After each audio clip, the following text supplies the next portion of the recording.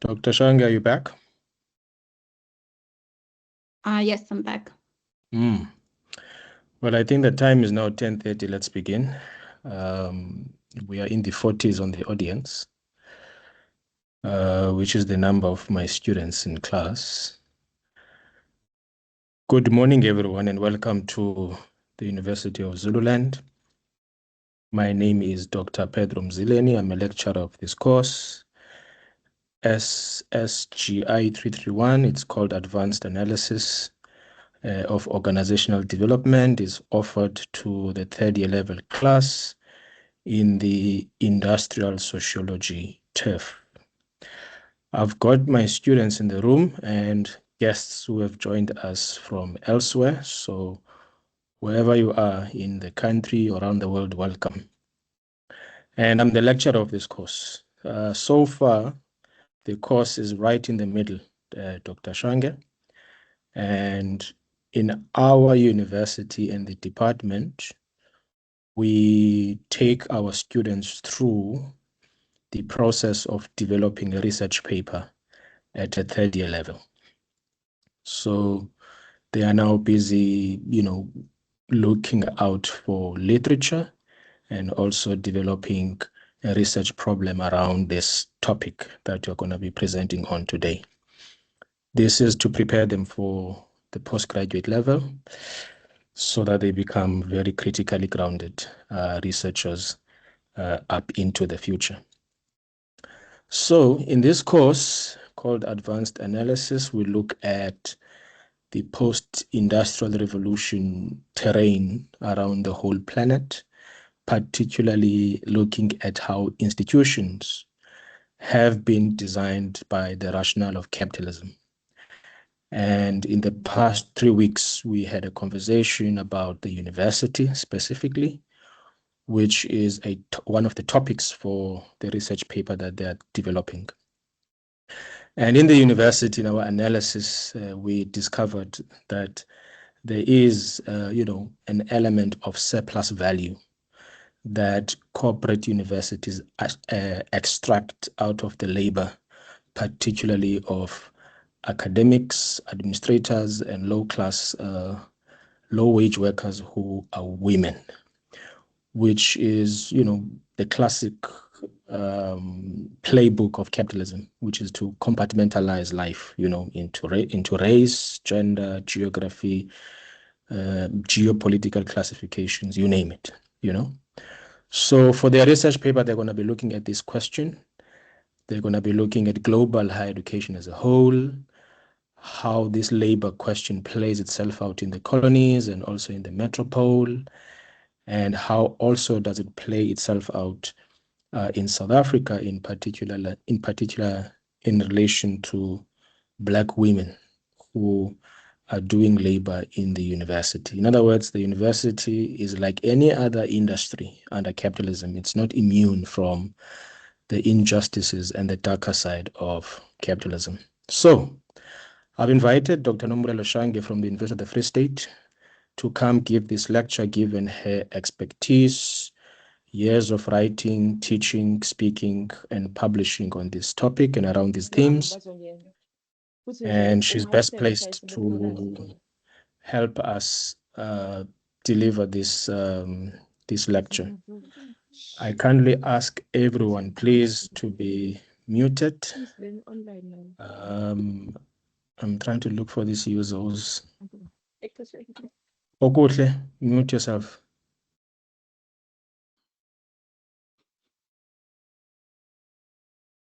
Yeah. So we're looking at the university here, Dr. Shange. Oh, as I was saying, I got interrupted, sorry. Dr. Shange is from the University of the Free State in the Sociology Department. Thank you for taking time to come and join us. Dr. Shange has written, spoken on these themes right across different universities in South Africa and the world, and please follow her work afterwards. And I thought she's best placed to come help us make sense of these questions. Dr. Shange, thank you once again for making time to join us at the University of Zululand. You are almost like our colleague now. We host you every year because Yeah. We love your work, but also you are a wonderful human being, you know. So it's a pleasure to have you amongst us. And without wasting any time, I'm going to give you probably 20 minutes to go through your thoughts, and then the rest of the lecture will be a conversation with you. We are going to log out at 11:20 so that students walk across campus to their next lectures. Over to you, Doc. Thank you very much for having me. And I'm so glad for the context that you just gave, because I don't think I did a good enough job at citing my sources, which is bad of me as a scholar. So what I'll do after the lecture is I'll share some of the readings that inform the slides.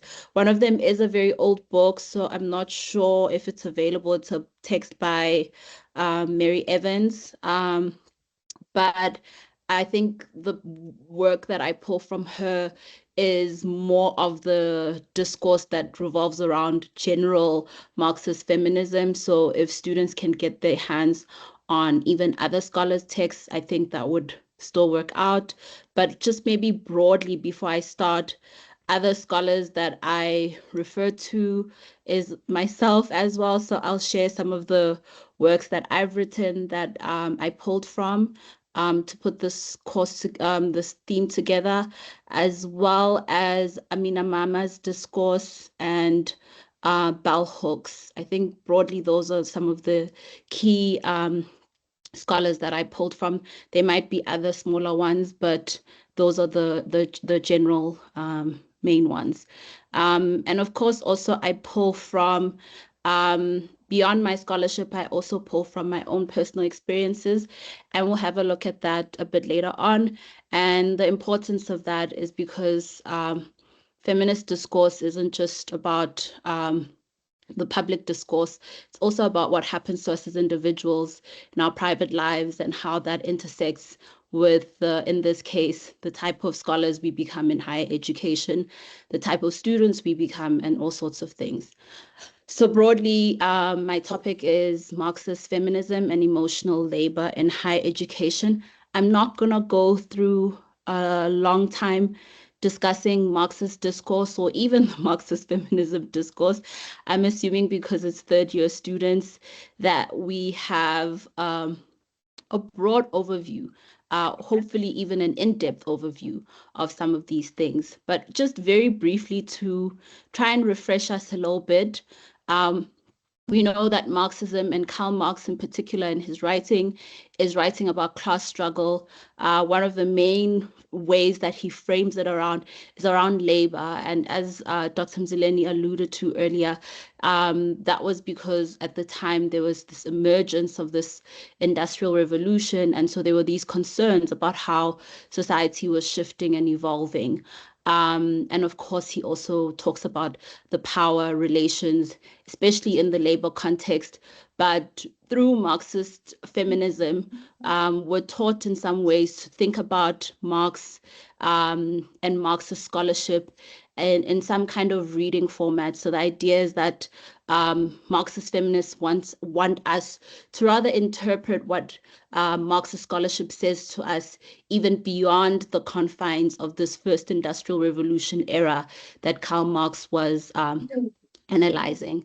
Marxist feminism itself started in the mid to late 19th century, but was more popularized, especially in the West, under the second wave of feminism in the 1960s and the 1970s. I just want to say a lot of these dates are contested as well. A lot of these historical periods are contested. There's a whole bunch of scholarship even around that. It's often hard to know exactly when and how a movement starts, because movements like this also start from often just a bunch of friends, colleagues, concerned people in society coming together to just discuss some of the challenges that they go through. A lot of the times, history marks the sort of peak of the movement as its sort of starting point. So again, Marxist feminists want us to read Marx, and this is important, especially for feminist interpretations. One of the criticisms of Karl Marx and even earlier classical scholars within sociology and across different disciplines is that they often left women out. They left women out of the experiences that they were trying to document and show. But again, if we enter into the practice of reading into Marx, as feminists encourage us to do, then you realize that even though Marx might be talking about, for instance, workers or the proletariat, that we can read into that there's also womanist and feminist experiences that are being represented. When Marx talks about the bourgeoisie, when we look at it from the African context, we can read into that and see that there's colonial expressions that are coming out of that. There's expressions of whiteness and other form of power relations and dominance that we experience. And so this is the importance of reading into any kind of text. These Marxist feminists tell us that essentially there is no such thing as a stable text. Everything is a narrative. Even if you're reading your Bible, you're not reading it as law. At least this is what Marxist feminists would encourage us. We're not reading it as law. We're reading it as considering the context that it was written in, considering it as a history document, as well as then later on this what ideology, this religious practices that are being instilled in us, right? Just broadly, Marxist theorists, Marxism and feminism theory also changed the idea of the world only being important in the private space. Public world also in the public space, the private world also became quite important, meaning matters of the home, again, how these impact and affect us even as we navigate the world and the public space. There is also some criticism that is put towards feminists who say that Marx, for instance, didn't consider women. And often what a lot of these critiques say is that Marx did consider women. Marx wrote especially about working class women, and in particular, the sexual exploitation that would happen, especially for the wives and the daughters of some of the working class men, and how women were exploited even when it came to factory work. And yes, he might not have delved into it a lot because, again, women weren't as involved in the public arena then, but he did give some time towards these types of topics. So the brief background about what was happening, particularly in the 60s, in this emergence of Marxist feminism, is that especially in the American and European context, this was almost the post-war space after World War II. During the two wars, men had essentially been pushed out of any type of relevance when it came to labor. Both after the First World War and the Second World War, men would come back home and would find that a lot of their jobs have now been occupied by women, right? And an interesting thing that happens around this era, the second emergence of men coming back and finding that society has kind of moved on without them, is that women end up having access to oral birth control, which was instrumental in giving women power and autonomy over their bodies, not feeling forced to get married, have children, and start families. And so more and more women were entering into the labor space, and this resulted in what Bell Hooks often refers to as a crisis of masculinity. And this broadly, and I think there's also echoes of what we've been seeing happening today in South Africa and across the world, where we hear a lot of discourse about the male loneliness pandemic. We saw even in our own context in South Africa, especially around December and January, this discourse around the boy child being left behind. All of these ideals and traditions, and in some ways stem from this theorizing on the crisis of masculinity, which is basically broadly that men attach a lot of their value to what they labor in particular, but also their contribution generally in society. So when that is taken away from them, be it because the world is evolving and we're just becoming more feminist and more inclusive, or in some cases, in the context of South Africa and other colonial spaces, we can't also ignore the underlying factors of things like swargafa, of the historical inequalities that we all experience and face as people of color and as Black people in particular. So when all of these things are compounded, they create this crisis that men start to experience, where they feel useless in society, where they don't see any other way that they can be meaningful. They don't consider domestic work as something that's important for them to contribute in. For instance, in a familial context, if the wife is working and you as the husband are struggling to find work, you can be more involved as a father. You can be the one who makes sure that the children have meals for school. You can ensure that the house remains clean and you take care of the hygiene and the overall well-being of the family and the community by extension. But because of patriarchal understandings around this type of labor being A, inferior, and B, being confined or only good enough for women and not for men, it makes men feel far more inferior when they are put in a position where they have to consider these types of alternatives. So broadly, in this historical context, rewinding back to the historical context, this crisis of masculinity was also being created by the fact that industrial labor was quickly being replaced by service work. And so service work is often non-gendered, even women can participate in it. Other things also were happening. Women and young girls were scoring better at test scores. And so a lot of the times, employers would prefer to hire women. Women were also willing to take on a lot more work for a lot less pay. So all of these things added on to pushing men slowly out of the work environment and out of the public space as a whole, right? But as women were experiencing this type of revolution, if we can call it that, they were realizing it's not all great. Like I said, a lot of women worked more for less. And so I always sometimes when I teach this particular discussion on Marxist feminism, say to my students that we really shouldn't teach it from a Western lens. We should go and teach it from an Eastern lens, because when we look at what women in Soviet Union, which for the young people in the room, Soviet Union back then was broadly considered what modern day Russia might be considered, and communist China, there was a lot more equality and a lot more acknowledgement of recognition of women's roles and women's participation in public spaces. And so when the Western women were struggling with all of these dynamics, yes, you're becoming more involved in the public space, but at the same time, you realize that it's the male's interests, the men's interests that are dominant. You realize that you're experiencing sexual exploitation in these areas. You're realizing that you're paid less and all sorts of things. They turn to Eastern feminists as sort of a way of trying to understand how to navigate these challenges. I'm not sure how many solutions they found, because they found that even though these societies were far more equal than their Western society had been, there were still challenges, right?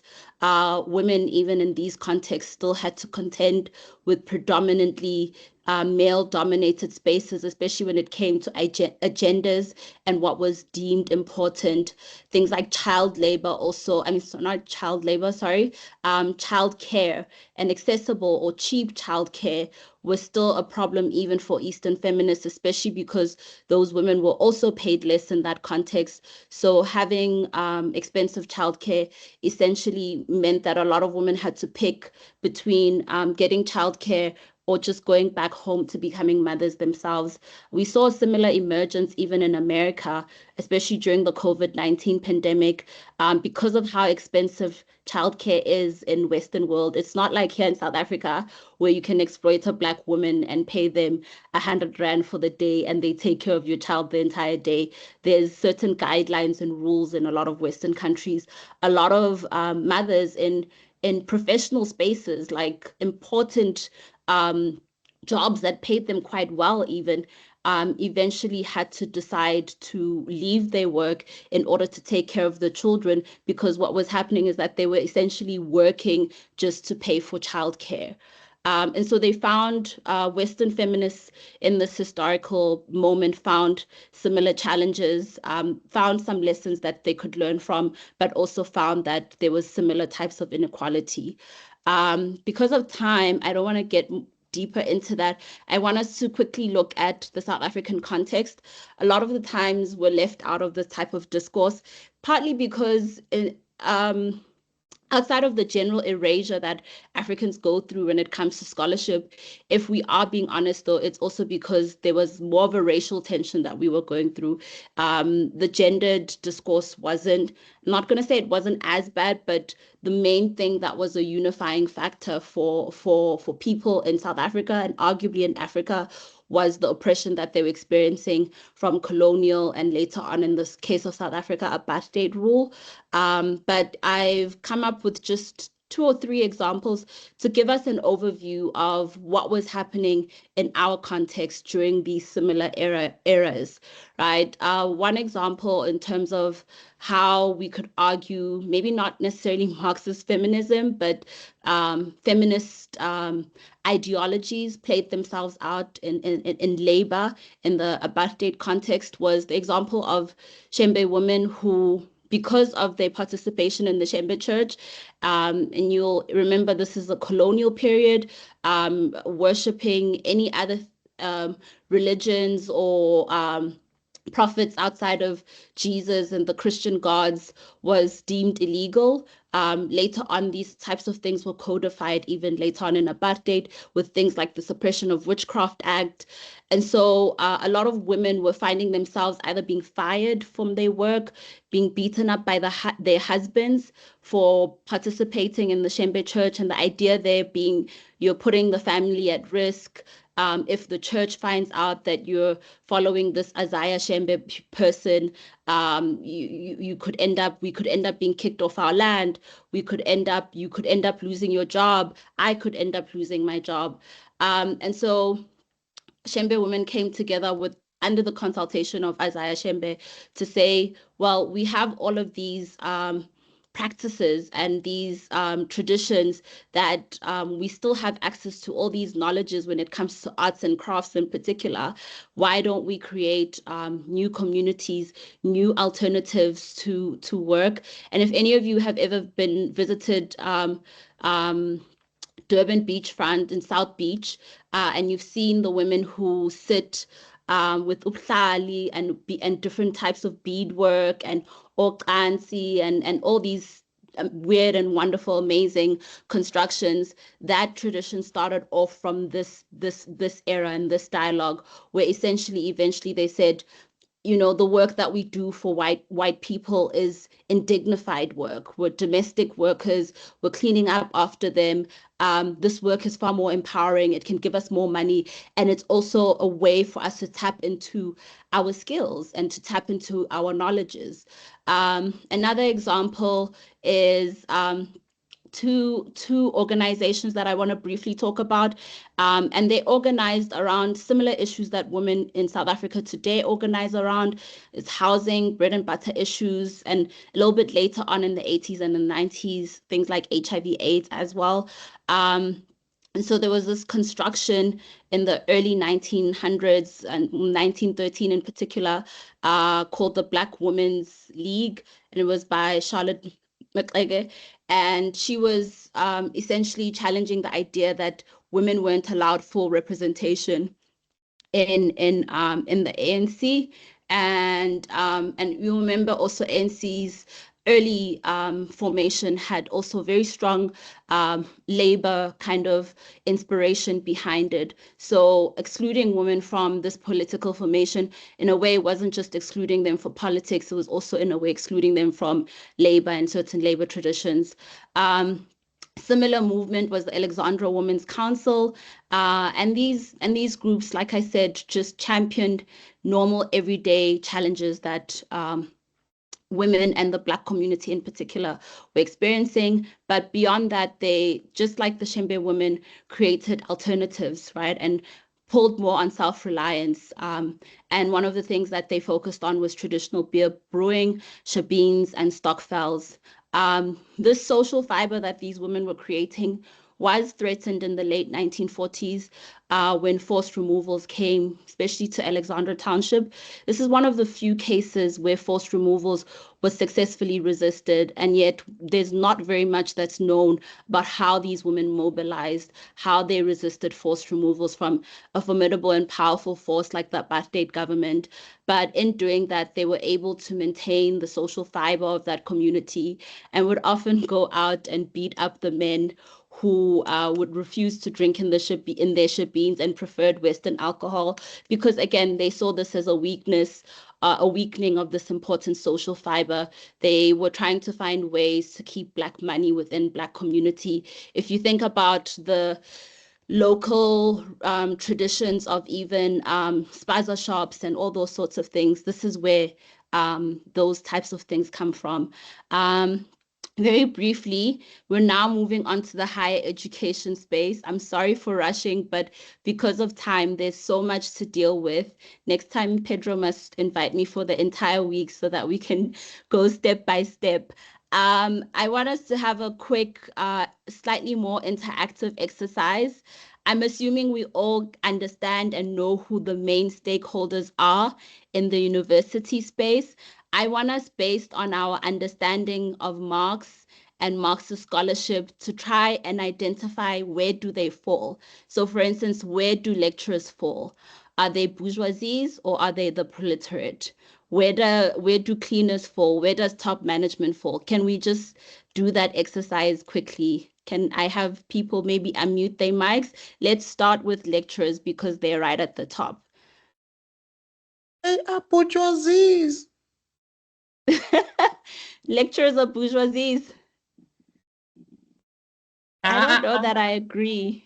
I also Because don't then agree. I would As a have to admit lecturer. I'm a bourgeoisie. What are they?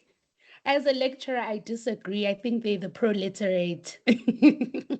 But do we also fully fall under proletariat? Not entirely, more Not complexly. Yeah. We're complex. Yeah. There's a third one that I didn't add in. I kind of didn't add it in intentionally because I want us to see these complexities. There's something called the petty bourgeoisie or the petite bourgeoisie, which is basically almost like what it sounds like. You have certain privileges of being a bourgeoisie. Maybe you have even access to bourgeoisies, right? You earn slightly more than the average worker.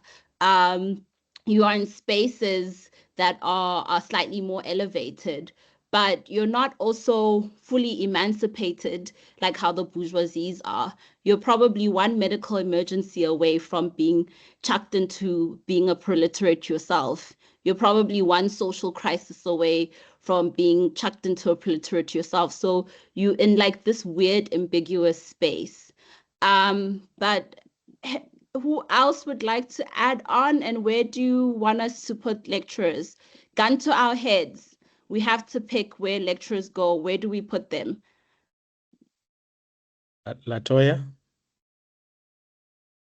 then Sabel. Yes, we can hear you. Go ahead, Latoya. Yes, since you said there's a petty or proletarian, that means can you put the lecturers there because they're kind of like not the bourgeoisies and also not the proletarian. But since there's two, I think we can put them underneath what is it? Latoya, Can you hear me? remove your earphones because you are echoing. Yeah. Can you hear? Yes, perfect. Yes, Okay. now you're back. So Go what ahead. what I was saying is, can we, since you okay, as I was saying, since you did mention, Gucci, there's three, right? Where there's petty and proletarians. Mm. Since I think we can put the lecturers under petty, but since there's no petty, we can put them under proletarians, in my view, or we can put them under bourgeoisies, because if we have to compare them with the dean and the cleaners and the securities, they underfall as bourgeoisies, because they it's first top management's dean and them. So I think bourgeoisies is the correct place. I like that logic, not just thinking about them in terms of their own interpersonal challenges, but compared to a cleaner, you're not proletariat, you know? Compared to top management, sometimes you sit there in meetings with top management, they send you to fancy estates. You can't say you're a proletariat. Okay, the next person, if you convince me otherwise, I could be convinced to push lecturers to proletariat.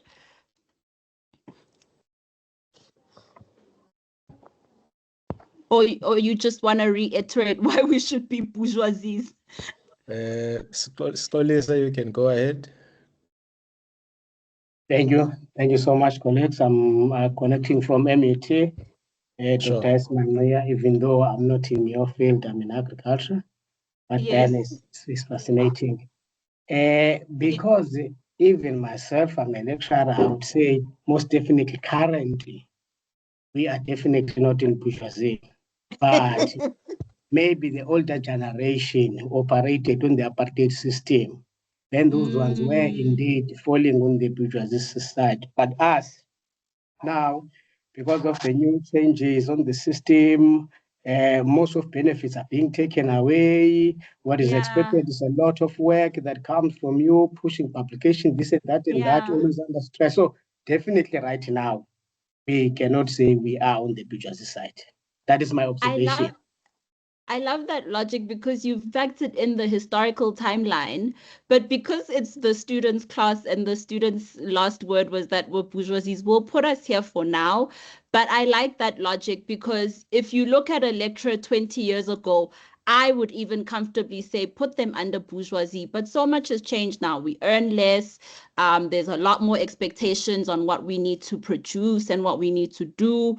And so if you consider it from a historical timeline perspective, we've maybe gone from bourgeoisies to slowly entering into the proletariat space.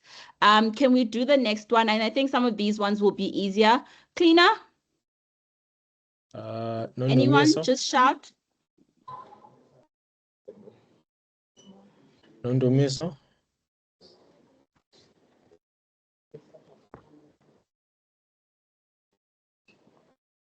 Nondumiso.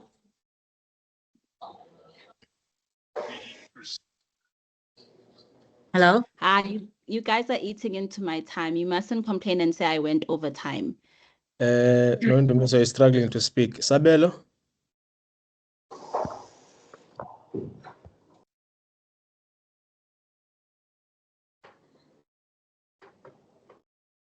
Sabela simuzwa naye. Polo Shange? Okay, this is an obvious one. I'll put cleaners under proletariat. I think we know this. Students. Definitely proletariat. Why definitely? Because listen, some students drive better cars than me. But then the argument is, my argument will be that we don't own means of production. We don't own factories. We don't own land. We are definitely more prone to selling our labor to capitalists. We are definitely not absolved into what the careers that we study for. We have to find ourselves working at really low. In South Africa, I'm talking in the context of South Africa. Yeah. I would say Black students, we are hardly absolved into what we studied for. So we find ourselves in call centers. I think we fall under the proletariat. Okay, I'll give it to you, but I said students. No, I wanted you to think about students pluralistically and not Black students in particular. Dr. Yes, Shange. Yeah, I would say that we don't meet the requirements to fall under the bourgeoisie. We are on the proletariat side. We don't meet the requirements at all. Dr. Shange, just briefly, I want to politely differ with the previous speaker. Okay. Yeah, because Yeah, where I am here, students, yeah, no, they are very rich. They are not just bourgeoisie, they are, yeah, let me stop But there. that's probably just the exception. I think that's the exception. We're looking at very few of them compared to the majority of Yeah, us. Okay. that We'll I leave, accept. It's the exception. That's completely true. Yeah. we'll Okay. leave them here Let, for now. Okay. let's do it this way. We are now in the last 20 minutes. At least there's time. Let's Okay. take a comment, Galizil, and then Dr. Shange, you will go to your last slide, and then we reopen the entire conversation afterwards. Lizelle? Okay.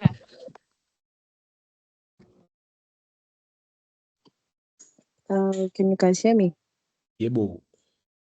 Okay, so my question was with regards to the male loneliness epidemic. Should it be something that one should take seriously due to the circumstances of women not actively pursuing relationships or companionships and men suffering from this? Yeah, should it be something that should consider something seriously now? Can we have a discussion about that later on? Yeah. I promise sure we'll thing. come back to it. Sianda, then we close. Sorry, talk. Sianda? Thank you. My name is Sianda. I'm a final year law student at the University of the Free State. I wanted to Sure. put students under the proletariat because our work is exploited in the present. All of the things we do, the assignments, the reading, the engaging in class, all of that is evaluated and graded by the lecturer, or who I will say is the manager, of the classroom. And then the university would then use this work to evaluate us, to maybe attract more students as well. So they use us as a matrix to attract those students for funding and maybe to create value for the institution as well. So I see that as a form of exploitation. So through disguised as education in a way. All right, So yeah, thank you. that would be my view. Students are alienated from their labor, and the university takes that labor and utilizes it to empower themselves even more. I've put some of the categories on the side based on the longer debate we had about lecturers versus students. So my assumption is that for cleaners, you'll definitely say proletariat, security, likewise. Top management, I mean, if you put us as bourgeoisies, then who are we compared to top management? HODs and deans are all bourgeoisies. Those are the sort of maybe job descriptions or occupation characteristics. But what about the identities that underpin these people? Where do you put Black people in higher education? Where do you put women in higher education? Yeah. All right, Doc. You can now go to your final slide and then we'll reopen the conversation. Okay. So I think what I wanted us to get to is realizing the mixed identities that we have. So again, you can be top management, but you can be a Black female top management. Can we still put you as bourgeoisie? Because we've seen even in like mainstream media, some of the things that Black women leaders, not just in higher education, but everywhere, have to contend with, right? Dr. Sindane just mentioned to us that there are students who are almost have surpassed the bourgeoisie context, especially when you look at certain universities. So when you are a student and you are a white student, can we still say you're proletariat? Or do you not potentially fall under a different categorization? And I think just to sum up, it encapsulates the almost bipolarity that Black women and Black women educators and leaders exist in higher education. Amina Mama says to us when she's giving us a sort of analysis of the decolonial context in a lot of African countries and how decisions were made, that Black women, unlike in colonialism, Black women weren't. Sorry, someone's. Please mute yourself. Black women weren't intentionally left out in the way that they were during colonialism. They were almost forgotten. And there was a level of trusting Black men to say that, yes, you might have forgotten us from the negotiations, but you are our brothers, you are our husbands, you are our sons, you are our neighbors. You're going to continue representing us in these spaces. And as we've seen, especially post Fees Must Fall, with a much stronger influx of Black women representation and Black women coming into higher education, that hasn't been the case, right? A lot of the times it is the Black men that actually end up playing the bourgeoisie role and not necessarily white people or whiteness as we would expect or we would anticipate. And I argue that this is because of this crisis of Black masculinity in higher education. Again, we're coming into a context where already there's limited resources, so there's less to go around. And so instead of becoming allies with a lot of Black men that we encounter, they actually see us as enemies. We're here to take away from the little crumbs that whiteness has actually given to them. Now they're going to get even smaller crumbs or even no crumbs. A lot of the work that we do in higher education, particularly as Black women, is care work that's unrecognized. I've had instances where students have found out that a parent has passed away and the first place they run to is my office. How can you expect me to work after that? Because that's something that I also have to deal with in terms of how I feel about what has happened after I've comforted that student. And the higher education space won't consider that. If you have a lecture immediately after you have that lecture, if you have a deadline the very next day, no one's going to give you any grace. So Black women continue to contend with this insider-outsiderness, where we're insiders because on paper, we're hired, we're there, we're the ones teaching you, but we're also outsiders because especially when some of these categories come along about what the nature of our work is, you're often told you're here to teach. And meanwhile, the reality of it is that in order to get promotions, in order to get to leadership positions, you have to be an academic. You have to publish. You have to participate in all these public spaces. You find yourself being treated more of a student than a staff member. And there's all these other compounding factors that come into play that continue to give you this insider-outsiderness. I'll leave it there because I can hear Pedro is already with the time. He's very strict. Beautiful. Thank you so much, Dr. Shange. That was incredible. Please, let's give Dr. Shange a round of applause virtually. Thank you so much, Dr. Shange. That was intellectually rich, beautifully delivered, powerfully delivered. Siyabonga Tatwethu. Thank you so much, Doc. If you've just joined us, you are live at the University of Zululand in a course called Advanced Analysis in Organizational Change that I teach. It's offered at third year level industrial sociology. My students are here, and also many other students and academics right across the higher education sector. At Zululand, we force our students to read volumes and volumes of papers and books to prepare a research paper before the end of the semester at the third year level.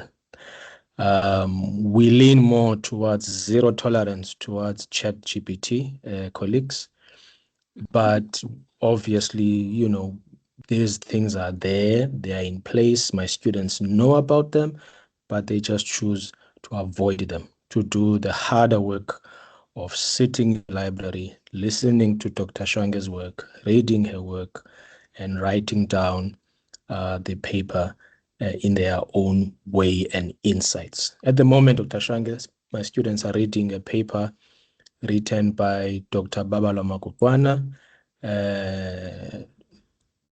titled Forced to Care, which looks at these questions that you have indicated today. We finished that reading last week, and now they are busy now with fieldwork, looking for more literature to add to their papers. So your lecture has really enriched their work, I'm sure, and they're going to go out to search for those concepts. All right, colleagues, here we go. Let's have a conversation now in this remaining 8 minutes of the lecture, and then I will release all of you.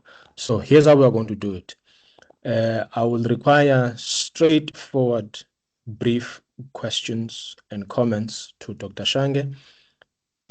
Your point and your question doesn't need to be more than 60 seconds. We are only going to take 4, and then Dr. Shange, when you come back on the mic, you also give us your closing remarks, and then we close the lecture afterwards. The lecture is recorded, so it will be available on YouTube tomorrow for those who couldn't join us. All right, can I get the 4 hands?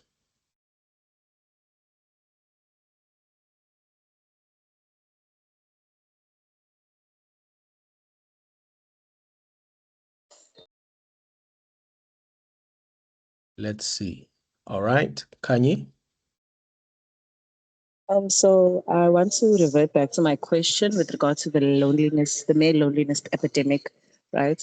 So what I initially said was that should it be something that we must take into consideration and take time to understand, because at the moment it is causing an uproar on social media, and with regards to men and women, women specifically choosing not to actively pursue relationships or companionships and choosing to stay alone and live alone.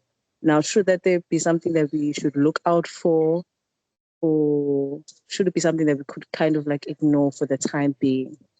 Yeah. Brilliant. Thank you, Kanye. Number 2, maybe Doc, let me just take the comments and then you'll come in once they are collected together. There's a comment on the chat box written by Mlamuli. It says, Dr. Shange, there's a distinction between all these classifications, which lies between those who own the means of production and also those who own nothing. I think it goes back to that distinction between who is the bourgeoisie and also who is the proletariat. Kulumango says, this is great, powerful, and I hope every young person who is present finally remembers who they are and who they once were. Okay. Then Usman, wonderful lecture. Thank you for the conversation. So it's a compliment to you, Dr. Shange, of course. And then Sandra says students are in between. I think maybe Dr. Shange, let's hand over this. Okay, Zianda, yes. Hi, Dr. Shange. Thank you so much for the brilliant offering.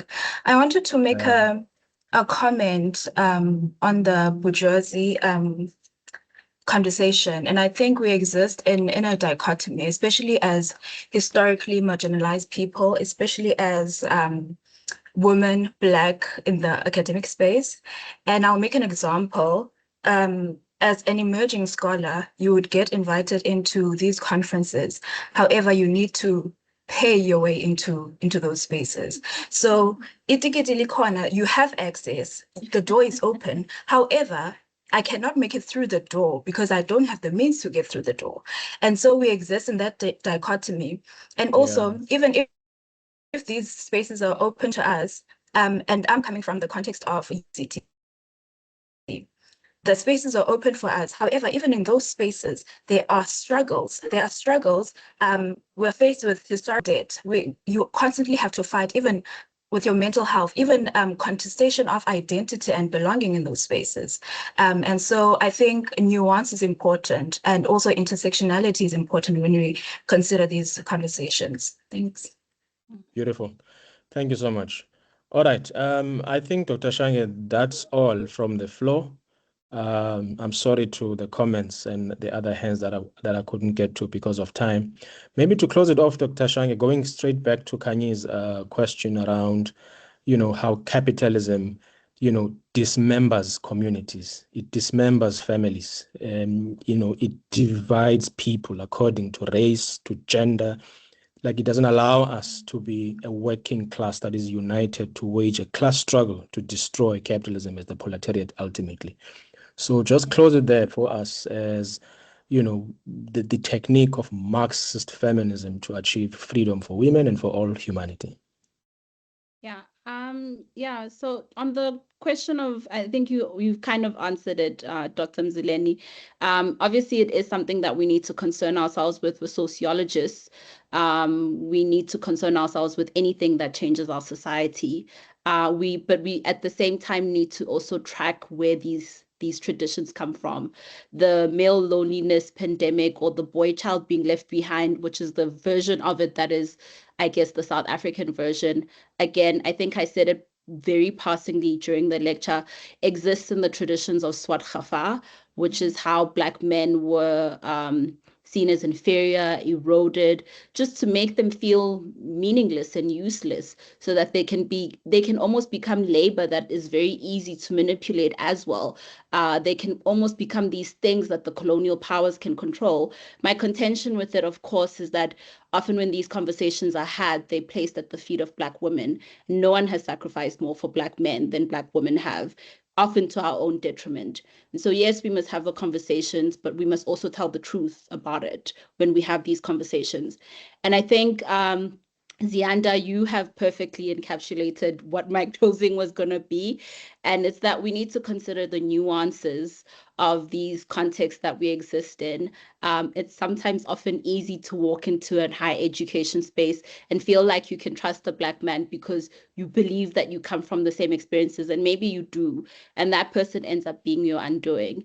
And so you need to make sure that in whatever we do, yes, we must strive for some form of collectivism, but at the same time, I saw a tweet the other day that was reminding us that Harriet Tubman had to shoot other enslaved people because they were getting in the way of their agenda to free enslaved people. So whatever your modern day version of being a Harriet Tubman is, you do that, and you make sure that the revolution that we've been denied and that we've been striving for is actually seen. Thank you. Beautiful. Thank you so much, Dr. Shange. A round of applause again. You are being asked, Dr. Shange, to please leave your email address below. So there is already an effort to create connections with your work. So well done. Thank you so much for taking time to join us. And I want to thank everyone who took time to join us this morning. Our attendance rate was close to 96 at one point. So that is incredible. We are going to be running a series of these guest lectures for the month of March for the 2 courses that I teach. And we will communicate the other ones that are upcoming over the next few days and week on all our social media platforms. This recording will be available on YouTube tomorrow. And I would like to take this opportunity to thank all my students for being here, everyone who joined us this morning. Thank you so much, Dr. Shange, siyabonga kakhulu, and good luck with your assignments and your research papers to my students. And I wish everyone a very good week and a good day ahead. Siyabonga. Bye-bye. Thank you. Thank you. Thank you. Bye.